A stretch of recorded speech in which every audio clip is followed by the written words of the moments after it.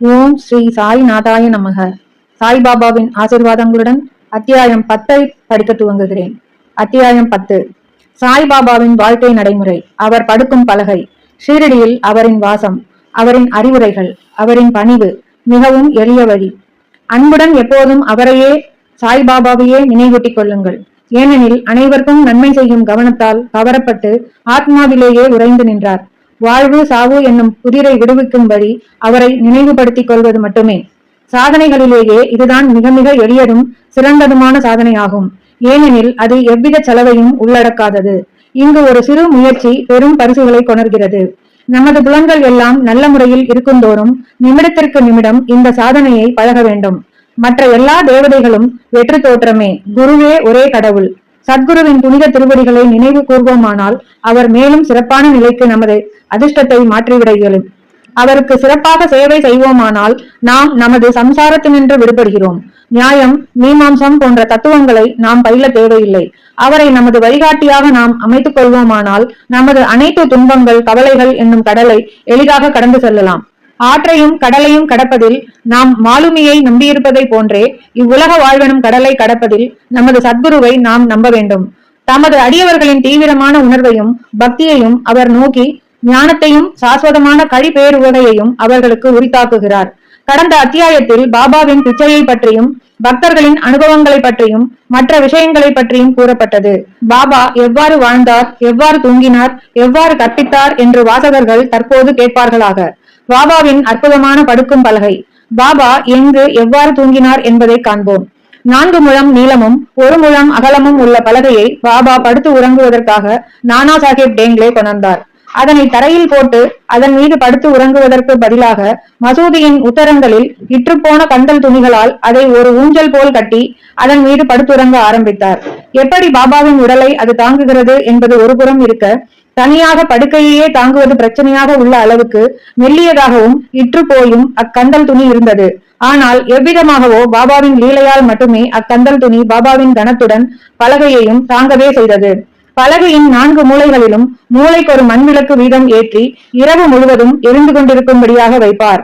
இப்பலகையின் மீது பாபா அமர்ந்து கொண்டிருப்பதையோ துயின்று கொண்டிருப்பதையோ கண்ணுறும் தரிசனமானது தேவர்களுக்கும் கிடைப்பதற்கு அரியதொன்றாகும். அதில் பாபா எங்கனம் ஏறி இறங்கினார் என்பது அனைவருக்கும் வியப்பை விளைவிப்பதாய் இருந்தது. இதனை அறியும் ஆர்வத்துடன் பாபா ஏறுவதையும் இறங்குவதையும் காண்பதற்காக பல கவனமுள்ள பார்வையாளர்கள் பார்த்து கொண்டிருந்த போதிலும் ஒருவரும் அதனை காண்பதில் வெற்றி பெறவில்லை. இவ்விசித்திரமான அருஞ்செயலை நுணுகி காண்பதற்காக கூட்டம் அதிகரிக்கவே ஒரு நாள் பாபா பலகையை துண்டு துண்டாக உடைத்து எறிந்து விட்டார்.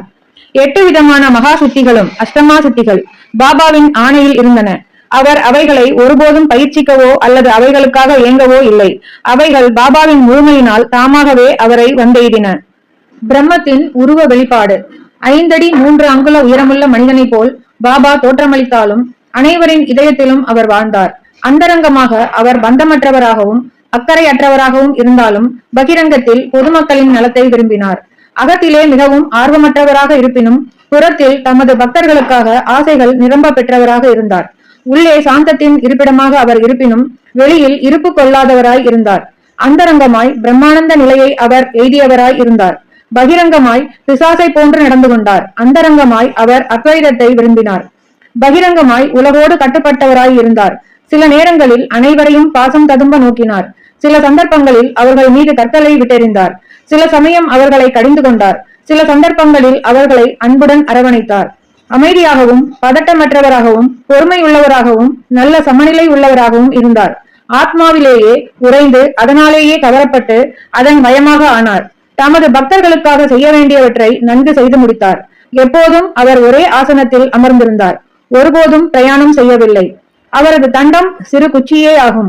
அதை எப்போதும் தமது கையில் எடுத்துச் சென்றார். சாந்தமாகவும் எண்ணங்களில் இருந்து விடுபட்டவராகவும் இருந்தார். செல்வத்தையும் புகழையும் அவர் லட்சியம் செய்யாது பிச்சை எடுத்தே வாழ்ந்தார். இத்தகைய வாழ்க்கையே அவர் நடத்தினார். அல்லாஹ் மாலிக், இறைவனே எஜமானர் என்று அவர் எப்போதும் சொல்லிக் கொண்டிருந்தார். அடியவர்களிடம் அவர் கொண்டிருந்த அன்பு ஏராளமானதும் தடையற்றதும் ஆகும். ஆத்ம ஞான சுரங்கமாகவும் பரமானந்தம் முழுமையும் நிரம்ப பெற்றவராகவும் இருந்தார். சாய்பாபாவின் தெய்வீக சுரூபம் இத்தகையது. அத்தகைய எல்லையற்ற முடிவற்ற பாகுபாடற்ற புல் பூண்டிலிருந்து பிரம்மா வரையுள்ள பிரபஞ்சம் அனைத்தையும் அரவணைக்கும் ஏக தத்துவமே சாய்பாபாவாக அவதரித்தது.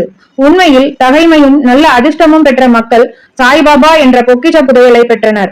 உண்மையான மதிப்பை அறியாதவர்கள் அவரை ஒரு மனிதனாக சாதாரண மானிட பிறவியாக கருதுகிறார்கள். அவர்கள் உண்மையிலேயே பரிதாபத்துக்கு உரியவர்கள் ஆகிறார்கள். பாபாவின் ஷீரடி வாசமும் பிறந்த ஆண்டு பற்றிய அனுமானமும். சாய்பாபாவின் சரியான பிறந்த நாளையும் அவரது பெற்றோரையும் ஒருவரும் அறியார்கள். அவரது ஷீரடி வாசத்திலிருந்து அதை ஏறக்குறைய தீர்மானிக்கலாம். தண்டம் என்பது சந்நியாசிகள் துறவின் அடையாளமாக எப்போதும் தங்களுடன் வைத்துக் கொண்டிருக்க வேண்டிய நீளமான மூங்கில் கோல் ஆகும். அவர் 16 வயது பாலகனாக இருக்கும் போது முதலில் ஷீரடிக்கு வந்தார். 3 ஆண்டுகள் அங்கு தங்கியிருந்தார். பின்னர் திடீரென்று சில காலம் மறைந்து விட்டார். சிறிது காலத்திற்கு பின் நைஜாம் அவுரங்காபாத்துக்கு அருகில் 20 வயது நிரம்பி இருக்கும் போது தோன்றினார். மீண்டும் ஷீரடிக்கு சாந்த் பாட்டீலின் கல்யாண கோஷ்டியுடன் திரும்பினார். பின்னர் தொடர்ந்து 60 ஆண்டுகள் அவர் ஷீரடியில் வாழ்ந்தார். அதற்கு பின்னர் 1918ஆம் ஆண்டில் மகா சமாதி அடைந்தார். இதிலிருந்து பாபாவின் பிறந்த வருடம் ஏறக்குறைய 1838 இருக்கலாம் என்று கூற இயலும். பாபா மேற்கொண்ட பணியும் உபதேசமும். முனிவர் ராம்தாஸ் 17ஆம் நூற்றாண்டில் செழித்தோங்கி விளங்கினார். 1608 முதல் 1681 வரை பசுக்களையும் அந்தணர்களையும் யவனர்களிடமிருந்து முகலாயர்களிடமிருந்து காப்பாற்றுதல் என்னும் தாம் மேற்கொண்ட குறிக்கோளை பெருமளவிற்கு நிறைவு செய்தார். ஆனால் அவருக்கு 2 நூற்றாண்டுகளுக்கு பின்னர் இரு வகுப்பினர்களுக்குள்ளும் மீண்டும் இந்து முஸ்லிம்களுக்குள் வேற்றுமை அதிகரித்தது. அந்த பாதாள பள்ளத்தினை இணைக்கும் பாலமாக சாய்பாபா விஜயம் செய்தார். அனைவருக்கும் அவர் தம் நிரந்தரமான உபதேசத்தின் உட்கருத்து இவ்வாறானதாகும். ராமரும் இந்துக்களின் தெய்வம், ரஹீமும் முஸ்லிம்களின் தெய்வம் ஒன்றே ஒன்றுதான். அவர்களுக்குள் எல்லளவும் வேற்றுமை இல்லை. பின்னர் ஏன் அவர்களின் அடியவர்கள் சச்சரவு புரிந்து தங்களுக்குள் சண்டையிட்டுக் கொள்கின்றனர்? கள்ளம் கபடு அறியாத மக்களாக கைகோர்த்து இரு வகுப்பினரும் ஒன்றாய் இணைந்து விவேகத்துடன் நடந்து கொள்ளுங்கள். இங்கனமாக உங்களது குறிக்கோளாகிய தேசிய ஒற்றுமையை ஈட்டப் பெறுவீர்கள். போராடி வாதாடுதல் நன்றன்று. எனவே விவாதிக்க வேண்டாம், மற்றவர்களுடன் போட்டி போட வேண்டாம். எப்போதும் உங்களது அக்கறையினையும் நலத்தினையுமே கருத்தில் கொள்வீர்களாக. கடவுள் உங்களை காப்பாற்றுவார். யோகம், தியாகம், தவம், ஞானம் என்பன கடவுளை அறியும் நெறிகள். இந்த வழிகளில் ஏதேனும் ஒன்றன் மூலம் நீங்கள் இதில் வெற்றி பெற இயலாவிடில் உங்கள் பிறப்பு வீணே ஆகும். யாரேனும் ஏதாவது தீமையை உங்களுக்கு செய்வாரே ஆகில் அதற்காக பழிக்கு பழி வாங்காதீர்கள்.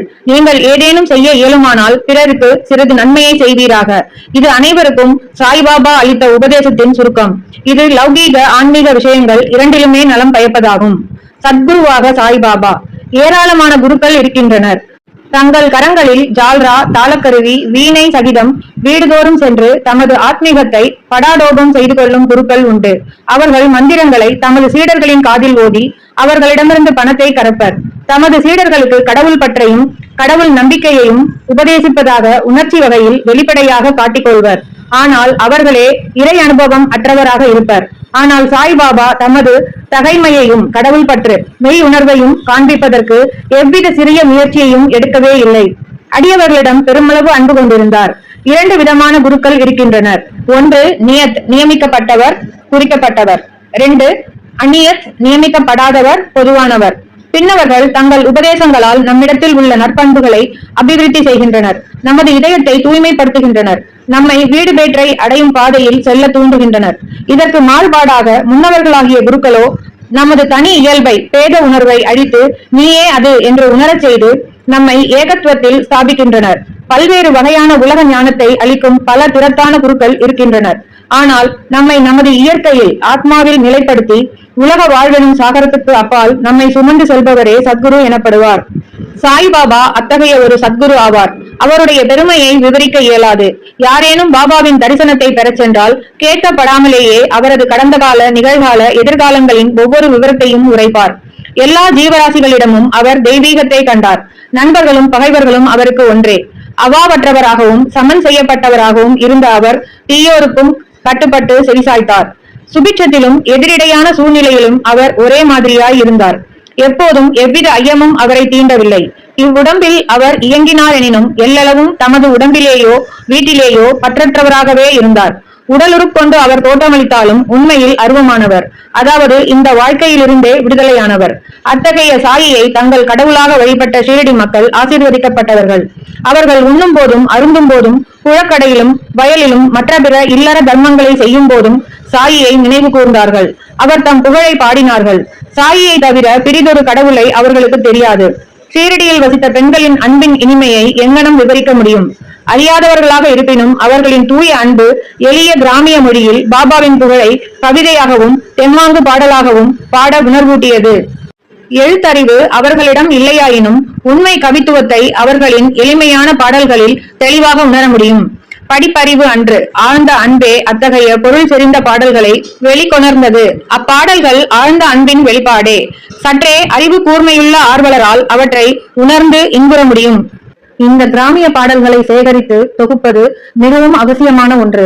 பாபாவின் விருப்பத்தால் அதிர்ஷ்டமுடைய பக்தர் எவரேனும் இப்பணியை மேற்கொண்டு சாய்லீலா சஞ்சிகையிலோ அல்லது தனி புத்தகமாகவோ பிரசுரிக்கலாம்.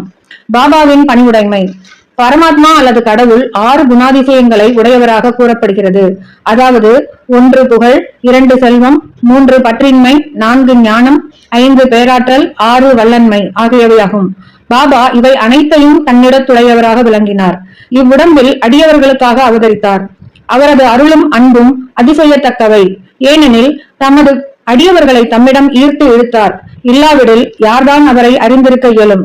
அவர் தமது பக்தர்களின் பொருட்டாக வாக்கின் தெய்வம் சரஸ்வதி தேவி கூட உரைக்க துணியாத அத்தகைய சொற்களை அவர் கூறினார். அதற்கு இதோ ஓர் உதாரணம்.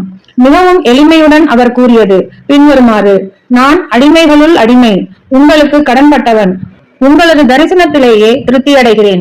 தங்களது திருவடிகளை தரிசிக்கும் பெரும் பாக்கியம் பெற்றேன். நான் தங்களது மலத்தில் உள்ள ஒரு புழு. அங்கனமாகவே என்னை நான் ஆசீர்வதிக்கப்பட்டவனாக கருதுகிறேன். எத்தகைய பணிவுடைமை! இதை பிரசுரிப்பதன் மூலம் சாயிக்கு எத்தகைய அவமரியாதையாவது செய்யப்பட்டது என்று எவரேனும் நினைப்பாரேயாகில் அவர்களிடம் மன்னிப்பை வேண்டிக் கொள்கிறோம். இதற்கு பிராயச்சித்தமாக பாபாவின் நாமத்தை பாடி ஜபிப்போமாக. பாபா வெளிப்படையாக உணர்ச்சி நுகர்வு கூறு மற்றும் பொருட்களால் மகிழ்பவர் போல் தோன்றினாலும் அவருக்கு அவைகளில் எல்லளவும் தனிச்சுவைத்திறமோ அவைகளை மகிழ்ந்து அனுபவிக்கும் பிரண்மையோ இருந்ததில்லை. அவர் உண்டார் எனினும் சுவை அறியவில்லை. பார்த்தார் எனினும் பார்த்தவைகளில் அவர் எவ்வித விருப்பையும் உணர்ந்திருக்கவில்லை. காம உணர்வுகளை பற்றி கருதுங்கால் அவர் ஹனுமானை போன்ற பூரண பிரம்மச்சாரி ஆவார். எதன்பாலும் பற்றற்றவராக இருந்தார். அவரே தூய உணர்வுகளின் திரளாகவும் ஆசை, கோபம் மற்ற உணர்ச்சிகள் அடங்கி அமைதியுறும் இடமாகவும் திகழ்ந்தார். சுருக்கமாக அவர் அவாவற்றவர், கட்டற்றவர், முழு நிறைவானவர். இக்கூற்றை சித்தரிக்கும் வகையில் ஒரு அதிசய நிகழ்ச்சியை கூறலாம். நானாவலி. ஷீரடியில் நானாவலி என்ற பெயரில் தனிப்போக்குள்ள விசித்திரமான மனிதன் ஒருவன் இருந்தான். அவன் பாபாவின் வேலைகளையும் காரியங்களையும் கவனித்து வந்தான். ஒருமுறை அவன் ஆசனத்தில் அமர்ந்திருந்த பாபாவிடம் சென்று தான் அதில் உட்கார வேண்டியிருப்பதால் பாபாவை எழுந்திருக்கும்படி கூறினான். பாபா உடனடியாக எழுந்திருந்து தாம் அமர்ந்திருந்த ஆசனத்தை காலி செய்தார். அதில் அவன் அமர்ந்து கொண்டான். சிறிது நேரம் அமர்ந்திருந்த பின்னர் அவன் எழுந்திருந்து பாபாவை அமர்ந்து கொள்ள சொன்னான். பாபா ஆசனத்தில் அமர்ந்தார். பிறகு அவன் பாபாவின் பாதங்களில் விழுந்து நமஸ்கரித்துவிட்டு சென்று விட்டான். தாம் அதிகாரம் செலுத்தப்பட்டதிலும் வெளியேற்றப்பட்டதிலும் பாபா எல்லளவும் வருத்தம் அடையவில்லை. இந்த நானாவலி பாபாவை மிகவும் நேசித்தான்.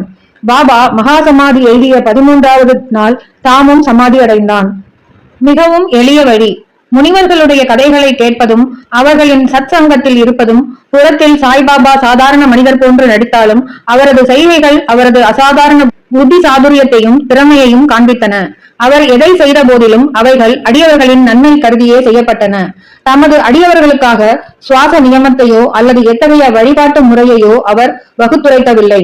அல்லது எவ்வித மந்திரத்தையும் எவர் காதிலும் அவர் ஓதவில்லை.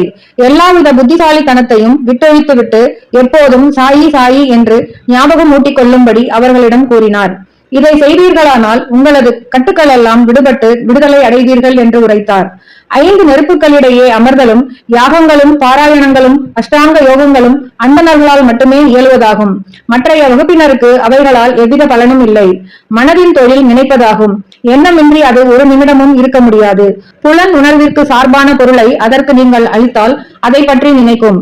அதற்கு குருவை அளித்தால் அது குருவை பற்றி எண்ணமிடும். நீங்கள் மிக்க கவனத்துடன் சாயியின் பெருமையையும் பேராற்றலையும் கேட்டீர்கள்.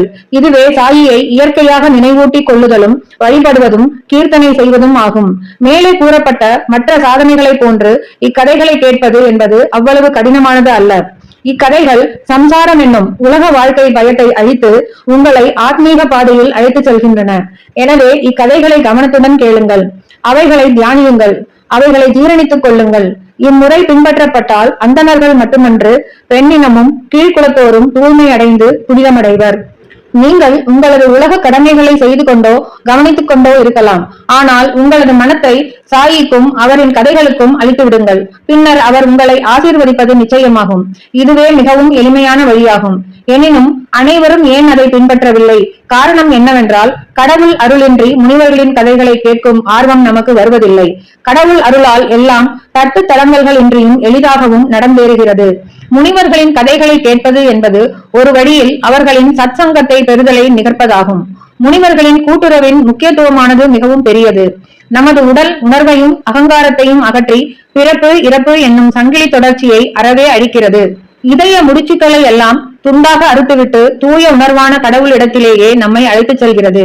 புலன் உணர்வு விஷயங்களை பற்றி நமது அவாவின்மையை நிச்சயம் அதிகரித்து இன்ப துன்பங்களை நாம் முழுவதும் லட்சியம் செய்யாதவாறாக்கி ஆத்மீக பாதையில் மென்மேலும் நம்மை அழைத்துச் செல்கிறது. நாமஸ்மரணம், வழிபாடு அல்லது பக்தி போன்ற சாதனைகள் உங்களிடம் இல்லையாயினும் ஞானிகளிடம் உங்கள் முழு இதயத்தோடு சரணாகதி அடைவீர்களானால் இவ்வுலக வாழ்வெனும் பெருங்கடலுக்கு அப்பால் அவர்கள் நம்மை பத்திரமாக இட்டுச் செல்வார்கள். இக்காரணத்துக்காகவே முனிவர்கள் உலகில் அவதரிக்கிறார்கள். உலகத்தின் பாவங்களை அடித்துச் செல்லும் கங்கை, கோதாவரி, கிருஷ்ணா, காவேரி முதலிய புனித ஆறுகள் கூட முனிவர்கள் ஸ்நானத்திற்காக தங்களிடம் வர வேண்டும் என்றும் தங்களை புனிதப்படுத்த வேண்டும் என்றும் விரும்புகின்றன. முனிவரின் பேராற்றல் அத்தகையது. முந்தைய பிறவிகளில் நாம் செய்த நற்கர்மங்களின் சேமிப்பு குவியல்களால் நாம் சாய்பாபாவனுடைய திருவடிகளை அடைய பெற்றோம். சாயியின் ரூப தியானத்துடன் இந்த அத்தியாயத்தை நாம் முடிக்கிறோம். அத்தகைய சுந்தரமான அழகு படைத்த சாயி மசூதியின் விளிம்பில் நின்று கொண்டு உதியை ஒவ்வொரு பக்தருக்கும் அவரவர் நன்மையை கருத்திற்கொண்டு விநியோகித்துக் கொண்டிருக்கிறார். இவ்வுலகை வெறுமையாய் கருதி பரமானந்தத்திலேயே எப்போதும் திளைத்துக் கொண்டிருக்கும் அவர் முன்னால் வீழ்ந்து வணங்குகிறோம். ஸ்ரீ சாயியை பணிக. அனைவருக்கும் சாந்தி நிலவட்டும். தொடரும்.